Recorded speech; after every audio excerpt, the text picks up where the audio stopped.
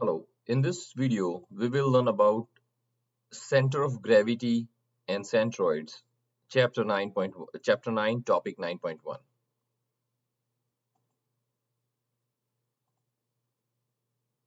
Center of gravity, center of mass and centroid of a body.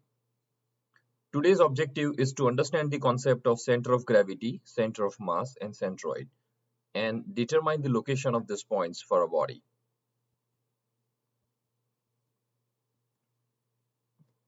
The blank is the point defining the geometric center of a body. And the correct answer is centroid. Centroid is geometric center of the body. It simply depends on the shape. It does not depend on mass or gravity or anything.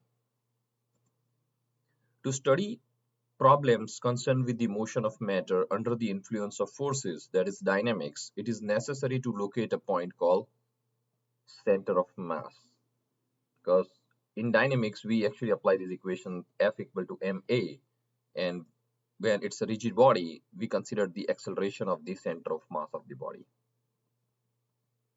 Applications, all these terms like center of gravity, center of mass, and centroid, they are very important during the design of engineering components because it helps with the stabilization of structures as well as it control the moment when the forces are applied or the motion when the forces are applied. So to design the structure for supporting a water tank, we will need to know the weight of the tank and water as well as the locations where the resultant forces representing this distributed load acts, because then only we can properly design the structure of the water support for the water tank. How can we determine these resultant weights and the lines and their lines of action? So we have to apply the concept of center of mass and center of gravity. And since this is not a standard shape, it's made up of three different shapes. That's on the top, or it has the spherical shape. At the middle, it's a cylindrical shape, and at the bottom also it's a spherical shape. So it's called the composite body, where a shape is made up of multiple different standard shapes, and we need to determine the center of gravity or center of mass for each one of this, and then from that we can find out the overall centroid for the water tank. One concern about a sport utility vehicle is that it might tip over when taking a sharp turn. One of the important factors in determining its stability is the SUV's center of mass. So typically SUVs compared to sedan cars, they have higher center of mass, and that's one of the reasons that when we try to turn them at high speed, they typically tip over. There are chances of tip over. So a center of mass for SUV is the important factor in designing the structure of the car. Should it be higher or lower to make a SUV more stable? And the answer is lower. How do you determine the location of SUV center of mass? So again, this is made up of different shapes. So we have to determine the center of mass of different shapes and then apply the concept of composites shape and then find out the overall center of mass for the SUV. This is third application where the goal post structure is designed. It's very important to make that the design is stable, and for that we need to know the overall center of gravity for the goal post. So these are the different applications for stability, and when the forces are applied and when the objects are in motion, we would like to know how the center of mass moves along with the object or where the center of mass is. So let's look into more detail for these four terms. They look similar, but they are each one of them is unique and different. So centroid, center of gravity, center of mass, and center of volume.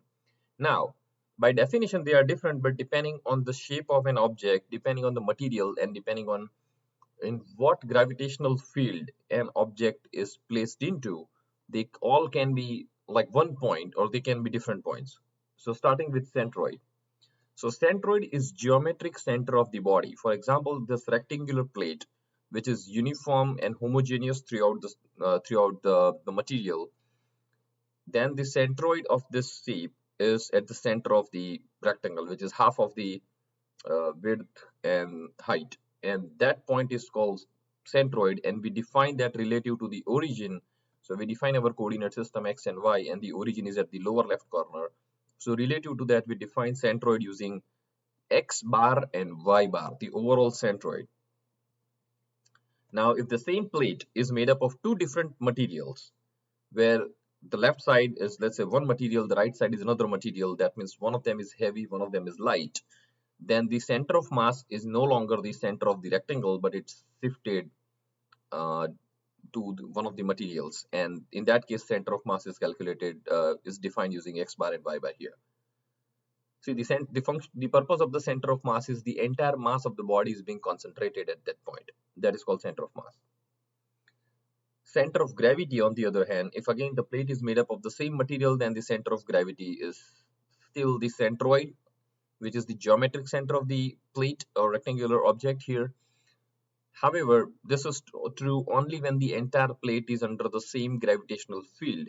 But when an object, especially this is true for most of the cases near the surface of the Earth, because the gravitational field does not change. But for space rockets, gravitational field changes. So when they travel like through the space, the rockets, they are subjected to different gravitational pull. Let's say from different planets, and then it's like satellites or orbiting satellites.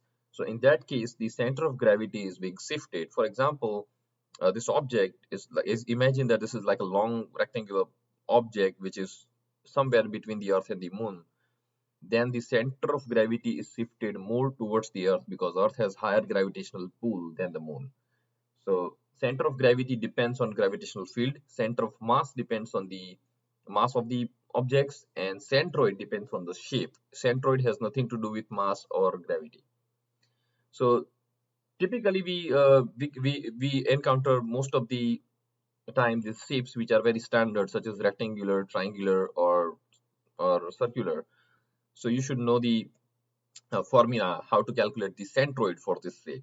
So this is the equation, like this is the centroid of rectangular plate at the middle. For triangular shape, the centroid is 1/3 from the of the height from the base, and the area is 1/2 times base times height. And if it's a cylinder, then again the centroid is half of the height of the cylinder, and then it's the center of the cross section of the circle. And this is for semicircle. Now you do not need to worry, like you will get all these formulas in equations for the centroid and during the exam for problem solving.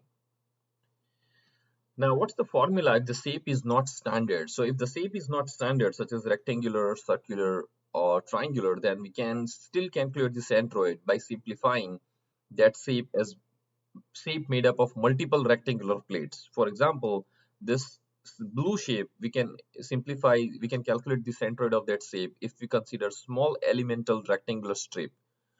Now this is a small strip whose centroid is at x tilde y tilde. So we use tilde, this is called tilde for, sorry, this is called tilde. We use tilde symbol to define the centroid for a small elemental strip, but for the overall shape, the centroid is defined by x bar and y bar. And to find that, we need to actually we need to find such series of centroids for each one of these rectangular plate along the x-axis, and then do the integration.